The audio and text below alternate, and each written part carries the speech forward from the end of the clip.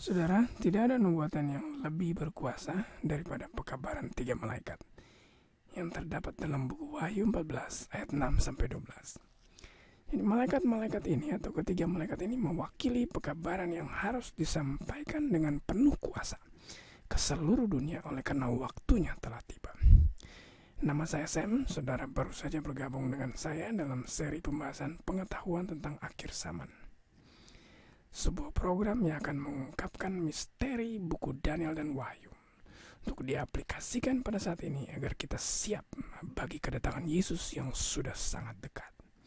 Jadi kita akan terus investigasi pekabaran penuh kuasa dari ketiga malaikat yang terdapat dalam buku Wahyu 14 ayat 6 sampai 12. Nah, mari kita buka Wahyu 14 ayat 6 sampai 12.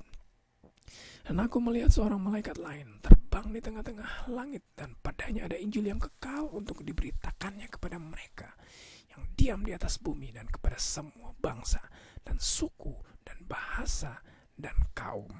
Ini jelas sekali, ini berbicara tentang Injil yang kekal. Ayat yang ke-6 bicara tentang Injil yang kekal. Ayat yang ke-7, dan ia berseru dengan suara nyaring, takutlah akan Allah dan muliakanlah dia, karena telah tiba saat penghakimannya, dan sembahlah dia yang telah menjadikan langit dan bumi dan laut dan semua tanah air. Ini jelas sekali, ayat yang ke-7 ini mengatakan tentang apa? Penghakiman, ya.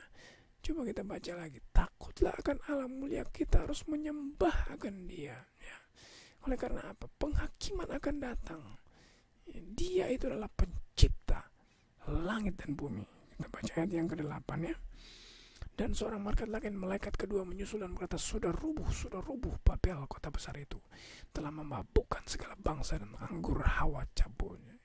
Ini jelas sekali, ini pekabaran tentang Babel ini harus kita mengerti, ya. Apa itu anggur yang memabukkan segala bangsa? Ini yang akan kita bahas pada mini-seri tiga malaikat. Ayat yang ke-9. Dan seorang malaikat lain, malaikat ketiga, menyusul mereka dan berkata dengan suara nyaring, kalau seorang menyembah binatang dan patungnya itu dan menerima tanda pada dahinya atau pada tangannya. Jadi jelas sekali, ini berita ini harus dikabarkan dengan suara nyaring. Jangan pelan-pelan, jangan malu-malu, jangan di belakang meja, di belakang layar, ya. Harus dengan nyaring dan keras, ya. Tentang apa yang harus disaring, yang harus dikabarkan dengan nyaring. Jangan sampai kita menyembah binatang. Apa itu binatang? Patungnya. Apa itu patungnya? Dan jangan sampai kita menerima apa? Tanda pada dahinya atau pada tangannya. Inilah pekabaran yang harus kita sampaikan. Pekabaran yang ketiga malaikat yang ketiga. Cuma kita baca ayat yang ke-10, 11 dan 10-11, ya. Maka ia akan minum dari anggur muka Allah, sediakan tanpa campuran dalam cawan murkanya, dan ia akan disiksa dengan api belerang di depan mata. Wah, bukan main ini, ya. Mereka ini yang menyembah binatang dan patungnya itu akan apa? Mendapatkan murka Allah, ya. Api dan belerang, dan disiksa. Ayat 11, maka asap api yang menyiksa mereka itu naik ke atas sampai selama-lamanya, siang dan malam. Waduh, bukan main ini. Mereka yang mana ini mereka? Mereka yang menyembah binatang serta patungnya. 2 kali disebutkan binatang dan patungnya, dan menerima tanda namanya. Hati-hati, ini 3 faktor yang harus kita perhatikan di sini. Kita baca sini ayat yang ke-12. Yang penting di sini ialah ketekunan orang-orang kudus yang menuruti perintahan iman kepada Yesus. Ya, semoga saudara-saudara dan saya ini memiliki apa?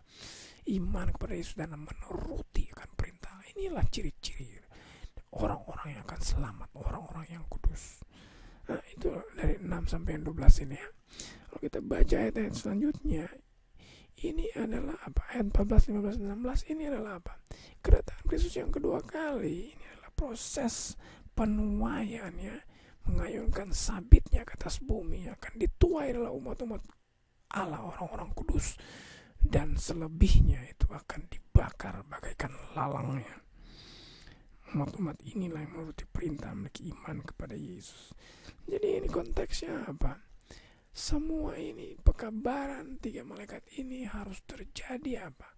Oleh karena kedatangan Kristus yang sudah tidak lama lagi. Kita kan sekarang ini hidup pada akhir zaman, ya pada hari-hari terakhir. Jadi sangat relevan untuk kita pelajari, untuk kita analisa, untuk kita bahas, ya, agar supaya kita tidak tertipu, agar supaya kita bisa tahu apa yang akan terjadi, dan yang lebih penting lagi agar supaya kita bisa selamat, ya.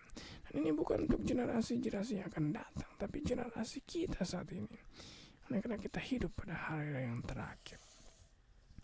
Tentunya saudara akan bertanya, nah apakah malaikat yang terbang ini malaikat literal?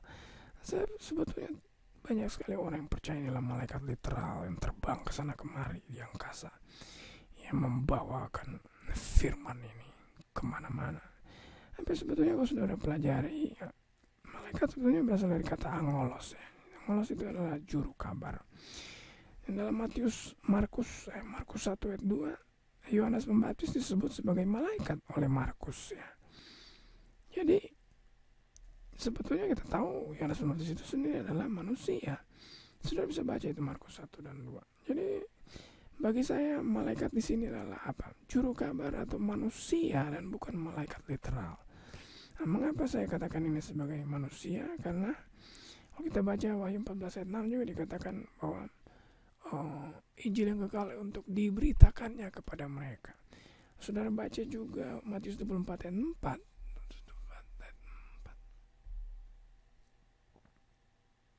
Ayat 14. Dan Injil kerajaan ini akan diberitakan di seluruh dunia. Yesus menggunakan kata diberitakan, ya, sama seperti Wahyu 14 ayatnya yang ke-6. Artinya apa? Yesus kan bermaksud bahwa Injil ini akan diberitakan oleh apa?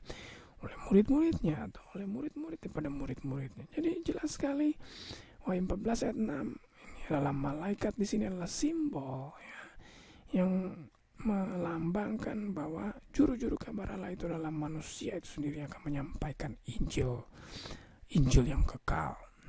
Nah, apa sebetulnya akan diberitakan? Seperti yang kita sudah baca tadi, yaitu apa? Penyembahan kepada Allah pencipta, bukan kepada ciptaannya. Penghakiman yang Allah yang sudah dekat. Babel, binatang, tanda binatang, murka Allah, ketekunan orang-orang kudus, ya. Inilah inti-inti daripada apa? Pekabaran 3 malaikat, pekabaran yang akan disampaikan oleh manusia atau juru-juru kabar Allah. Ini sangat penting, ini diberitakan dengan keras dan nyaring. Oleh sebab apa? Dunia ini sudah penuh dengan apa? Kesalahan interpretasi, penyesatan doktrin Injil yang kekal, ya, yang diakibatkan oleh delusi setan sendiri. Nah, tentunya kalau kita baca Wahyu 14 ayat 6 itu ada istilah Injil yang kekal. Apa itu Injil yang kekal? Ya, hanya ada satu Injil yang kekal, itu Injil yang Alkitabiah, disebut sebagai Injil yang kekal. Ya, banyak orang berpikir Injil yang kekal itu the gospel, itu perjanjian baru saya. Saudara baca Ibrani 4 ayat 12. Ibrani 4 ayat 2 maksudnya. Karena kepada kita diberitakan juga kabar kesukaan sama seperti kepada mereka. Kita ini kan kita yang hidup pada perjanjian baru. Mereka ini kan maksud Paulus adalah mereka yang hidup pada perjanjian lama. Sejak dari Taman Eden. Jadi sebetulnya Injil yang kekal itu mengacu kepada semua orang, ya. Bukan orang Israel saja, tapi semua, ya, sejak Taman Eden sampai dengan akhir zaman. Kalau saudara baca di Kejadian pasal 4 kan dikatakan di sana Habel membawa domba untuk dikorbankan di mezbah. Ya, domba ini kan melambangkan Yesus Kristus, sumber dari Injil kekal itu sendiri. Dan saudara lihat, ya, upacara-upacara korban turun-temurun dilakukan hingga kayu salib. Itu yang merupakan awal dari perjanjian baru. Jadi setiap kali ada domba atau korban yang disembelih, itu sebetulnya adalah berita Injil yang kekal, ya, yang menunjuk kepada kedatangan Yesus. Coba saudara baca Wahyu 13 ayat 8. Jelas sekali Yesus adalah anak domba yang disembelih sejak dunia dijadikan.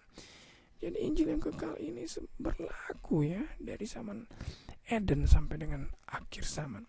Jadi bukan hanya berlaku pada perjanjian baru.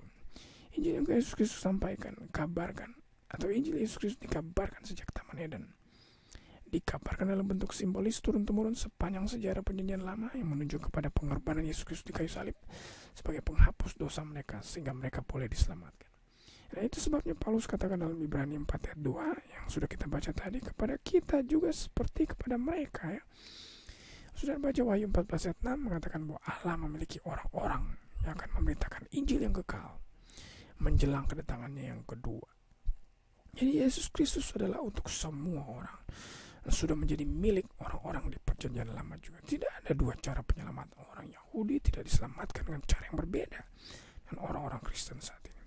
Saudara baca Yohanes 14 ayat 6, ini kan Yesus adalah, coba kita baca Yohanes 14 ayat 6. Kata Yesus kepadanya, akulah jalan, kebenaran dan hidup. Tidak ada seorang pun yang bisa selamat. Hanya satu caranya, melalui Yesus. Yesus tidak mengatakan hanya orang-orang di perjanjian baru, tidak, tapi berlaku sejak Adam dan Hawa sampai di akhir zaman. Semua orang akan tiba di surga nanti harus melalui Injil yang kekal Yesus Kristus yang diberitakan sejak Taman Eden, melalui korban-korban di mezbah, melalui murid-muridnya sampai kepada mereka terus-menerus memberitakan Injil hingga akhir zaman. Jadi saudara, program berikutnya kita akan membahas khusus tentang telah tiba saat penghakimannya. Nah, apakah sebentar berlangsung? Siapa yang akan dihakimi? Ya, jangan sampai saudara lewatkan pembahasan besok malam. Ya, saudara, pekabaran 3 malaikat ini sedang diberitakan saat ini dan terjadi di seluruh dunia. Kiranya Tuhan membuka telinga kita untuk mendengar akan suaranya.